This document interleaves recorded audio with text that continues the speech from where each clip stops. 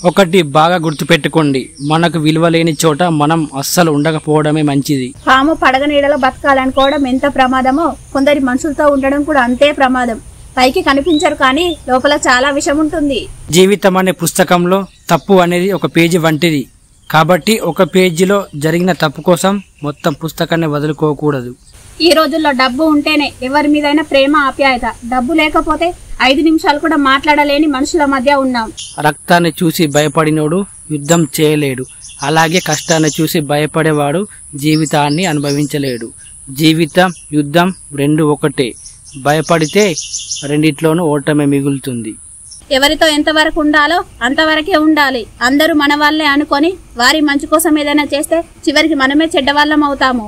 ఒకరి మనసు గాయపరచడానికి ఒక్క నిమిషం చాలు. గాయపడిన మనసును గెలవాలంటే మాత్రం జీవితకాలం సరిపోదు.